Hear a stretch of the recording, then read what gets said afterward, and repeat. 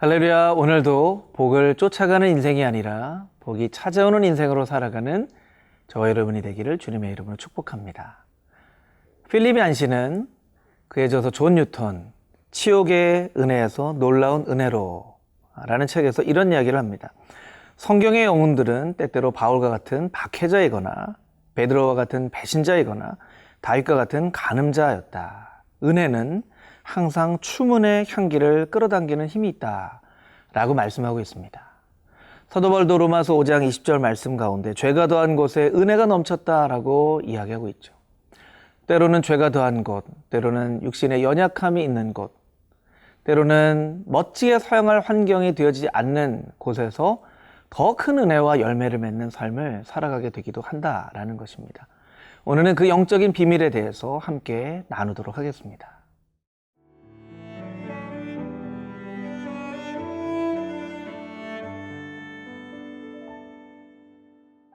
골로새서 1장 24절에서 2장 5절 말씀입니다. 나는 이제 너희를 위하여 받는 괴로움을 기뻐하고 그리스도의 남은 고난을 그의 몸된 교회를 위하여 내 육체에 채우노라. 내가 교회의 일꾼 된 것은 하나님이 너희를 위하여 내게 주신 직분을 따라 하나님의 말씀을 이루려 함이니라.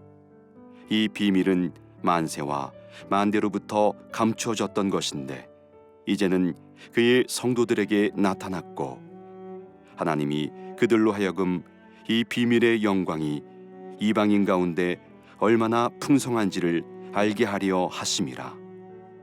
이 비밀은 너희 안에 계신 그리스도시니 곧 영광의 소망이니라.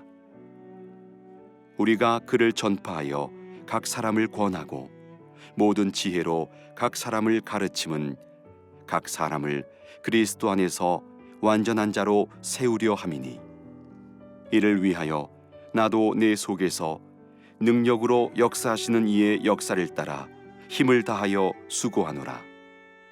내가 너희와 라오디게아에 있는 자들과 무릇 내 육신의 얼굴을 보지 못한 자들을 위하여 얼마나 힘쓰는지를 너희가 알기를 원하노니 이는 그들로 마음의 위안을 받고 사랑 안에서 연합하여 확실한 이해의 모든 풍성함과 하나님의 비밀인 그리스도를 깨닫게 하려 함이니 그 안에는 지혜와 지식의 모든 보화가 감추어져 있느니라. 내가 이것을 말함은 아무도 교묘한 말로 너희를 속이지 못하게 하려 함이니 이는 내가 육신으로는 떠나 있으나 심령으로는 너희와 함께 있어 너희가 질서 있게 행함과 그리스도를 믿는 너희 믿음이 굳건한 것을 기쁘게 봄이라. 먼저 본문 1장 24절부터 29절까지 있는 말씀을 함께 나누겠습니다. 24절 말씀을 보면 나는 이제 너희를 위하여 받는 괴로움을 기뻐하고 그리스도의 남은 고난을 그의 몸된 교회를 위하여 내 육체에 채우노라. 참 너무나 어려운 말씀이죠. 괴로움을 기뻐하는 것도 참 어려운데 그리스도의 남은 고난을 내 육체에 채운다는 것 정말 얼마나 참 우리가 지키기 어려운 말씀입니까? 사도 바울은 갈라디아서 6장 17절 말씀에 나는 예수의 흔적, 스티그마를 지녔다라고 말하고 있습니다. 이 스티그마, 원래는 오명, 창피함이라고 하는 그 단어에서 온 말이죠. 사도 바울은 예수 그리스도 때문에 창피함을 당하고 오명을 받는 것도 거절하거나 두려워하지 않았다는 것입니다. 고난받는 것도 거부하지 않았고 오히려 그리스도의 남은 고난을 내 육체 가운데 채운다라고 이야기를 하고 있습니다. 어떻게 이런 삶을 살 수 있을까요? 나중에 우리가 받게 될 그 영광의 면류관을 생각할 때에만 이 고난을 참고 그리스도의 남은 고난을 내 육체에 채우는 것이 가능할 것입니다. 그래서 사도 바울은 25절 말씀 가운데 내가 교회의 일꾼 된 것은 하나님이 너희를 위하여 내게 주신 직분을 따라 하나님의 말씀을 이루려 함이라. 여러분, 우리는 고난이 생겨지면 맡고 있는 직분도 내려놓습니다. 교사를 섬기거나 성가대를 섬기거나 교회의 어떤 봉사의 직분을 맡고 있다 하더라도 삶 가운데 고난이 찾아오고 어려운 일이 찾아오면 그 고난이 어려운 일 때문에 잠깐 하고 있는 교사의 직분을, 성가대의 직분을, 봉사의 직분을 못하겠습니다 라고 이야기하게 되는데, 사도 바울은 뭐라고 얘기합니까? 그 고난 중에서도 나를 일꾼 삼으신 하나님을 위해서 하나님의 말씀을 따라 그 직분을 따라 섬긴다라고 이야기하고 있습니다. 여러분, 혹시 여러분의 당한 고난 때문에 교회에서 또 하나님께서 여러분에게 맡기신 그 직분을 내려놓을까 고민하고 있던 분이 있다면 오늘 말씀으로 여러분의 마음을 가득 채워서 하나님, 이것을 내려놓기보다는 이것을 감당할 수 있는 힘과 은혜와 능력을 나에게 더하여 주시옵소서. 그렇게 여러분의 기도가 바뀌어질 수 있게 되기를 주님의 이름으로 축복합니다. 본문 26절, 27절 말씀에는 비밀이라는 단어가 3번이나 반복이 되어져 있습니다. 26절, 이 비밀은, 27절에도 이 비밀의 영광이, 중반절에도 이 비밀은 너희 안에 계신 그리스도니, 이 비밀이라고 되어 있는 단어의 영어는 미스테리, 헬라어로는 미스타리온이라고 되어 있죠. 사실은 비밀이라기보다는 신비라고 번역하는 것이 조금 더 나을 수 있을 것입니다. 왜냐하면 영어 단어로 볼 때 미스테리와 시크릿은 차이가 있는데, 미스테리는 드러내기 위함을 목적한 단어이고 시크릿은 숨기기를 위한 것을 목적하는 단어이죠. 그래서 미스테리는 무언가 얽혀있는 수수께끼가 있지만 그것이 다 풀렸을 때의 큰 감동을 주기 위해서 일부러 그것을 어렵게 만들어 놓은, 그러나 어렵게 만들어 놓은 것이 목적이 아니라 어렵기 때문에 밝혀졌을 때 너무나 큰 기쁨과 환희가 있는, 이것을 이제 미스테리라고 하죠. 신앙생활을 하다 보면 예수 그리스도, 또 하나님의 신성, 성령님의 역사하심, 섭리와 여러 가지 많은 그런 성경의 내용들을 이해하지 못할 때가 있습니다. 마치 하나님은 우리에게 어려운 수수께끼를 내시는, 하나님의 시크릿한, 우리에게 무언가를 감추려고 하시는 분이 아닌가라고 오해할 수도 있는데, 여러분, 하나님은 우리에게 무언가를 감추시는 분이 아니십니다. 그것이 드러났을 때 우리가 더 큰 감격을 누리게 하시기 원하는 미스테리를 우리에게 주시는 것이죠. 여러분, 여러분의 삶 가운데 풀리지 않는 비밀들이 있습니까? 신비가 있습니까? 포기하지 마십시오. 그 신비가 여러분의 삶 가운데 풀리게 될 때 아주 큰 은혜와 감격을 맛보게 될 줄 믿습니다.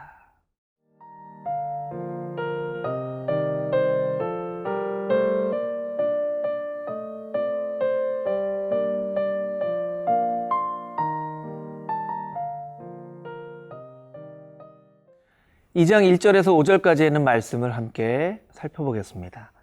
1절에서 3절까지의 말씀은 하나님의 말씀 가운데 담겨져 있는 아주 놀라운 영적인 비밀에 대해서 말씀하고 있습니다. 4절 말씀을 먼저 볼 텐데요. 내가 이것을 너에게 말하면 아무도 교묘한 말로 너희를 속이지 못하게 하려 함이니, 당시에는 영지주의가 많은 사람들을 현혹하고 있었던 때입니다. 교묘한 말이라는 것은 무엇일까요? 겉으로 듣고 볼 때는 맞는 말처럼 보여지지만 따라가 보면 결국에는 거짓으로, 죽음으로 이끄는 그런 말이 교묘한 말이죠. 철학자 하이데거는 이런 얘기를 했습니다. 모든 언어는 의미의 집이다. 의미는 언어에 담길 수밖에 없다라는 뜻이죠. 그런데 철학자 조셉 콘라드는 또 다른 이야기를 남겼습니다. 모든 언어는 실제 적이다. 참 의미 있는 말이죠. 언어 안에 그 내용을, 의미를 담지만 실제로 그 언어의 한계 때문에 담고 싶은 내용들을 다 담을 수 없다는 뜻입니다. 그래서 언어는 의미를 전달하는 굉장히 중요한 수단이 되지만 실제로 언어는 그 실상의 그 실상을 충분하게 표현하지 못하는 그런 제한적인 도구가 된다라는 것입니다. 이 무슨 뜻입니까? 언어를 살펴보지 말고 그 언어 안에 담겨져 있는 마음과 정신을 보지 못하면 우리는 그 말에 늘 현혹되기 쉽다는 것입니다. 여러분, 어떤 말 자체에 현혹되거나 어떤 말 자체를 듣고 화를 내거나 낙담하지 마십시오. 그 말 가운데 담겨져 있는 정신과 마음과 내용을 파악하고 이것이 정말 분노할 일인가, 이것이 정말 낙담할 일인가를 살펴보아야만 할 것입니다. 그래서 1절에서 3절까지의 말씀 중에 2절 말씀을 보면 이는 그들로 마음의 위안을 받고 사랑 안에서 연합하여 확실한 이해와 모든 풍성함과 하나님의 비밀인 그리스도를 깨닫게 된다 라고 말하고 있는 것이죠. 어떻게 하나님의 비밀인 그리스도를 깨닫게 됩니까? 사랑 안에서 깨닫게 되는 것입니다.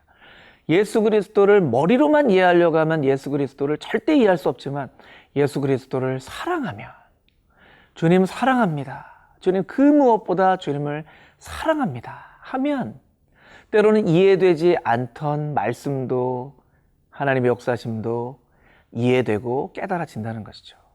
이것은 일상생활 속에서도 이해되지 않지만 아내를, 남편을, 혹은 자녀들을, 부모님을, 형제자매를, 우리의 교회 성도들을 사랑하면 그제서야 보이고 이해되어지는 것이 있다는 것을 우리가 발견하는 원리와 똑같은 원리인 것입니다. 여러분, 예수 그리스도에 대해서 잘 이해 안 되고 또 하나님의 뜻 가운데 너무나 이해 안 되는 것이 많다고 생각하십니까? 하나님을 온전히 사랑하려고 노력해 보십시오. 예수 그리스도를 완전히 사랑하려고 노력해 보십시오. 그럼 오히려 사랑하려고 노력할 때 이해되어지는 그런 놀라운 은혜가 우리의 삶 가운데 있게 될 것입니다. 함께 기도하겠습니다. 하나님, 오늘 말씀 가운데 고난 가운데 기뻐하고 그리스도의 남은 고난을 채워야 할 것임을, 그 고난 때문에 우리에게 주신 그 직분을 포기하거나 내려놓지 말아야 할 것임을 알려주셨습니다. 주님은 왜 우리의 삶 가운데 고난을 주시는지 우리가 잘 이해할 수 없지만 그것은 꽁꽁 숨겨진 시크릿이 아니라 주님께서 그것을 분명히 드러나게 하실 때에 큰 감동과 기쁨을 얻게 되는 미스테리인 것을 깨달아 알게 하여 주시고, 주님 머리로만 주님을 이해하려고 하는 백성이 아니라 주님을 뜨겁게 사랑함으로 마음으로 주님을 이해하는 하나님의 거룩한 백성 되게 하여 주시옵소서. 살아계신 예수 그리스도의 거룩하신 이름으로 기도드렸사옵나이다. 아멘.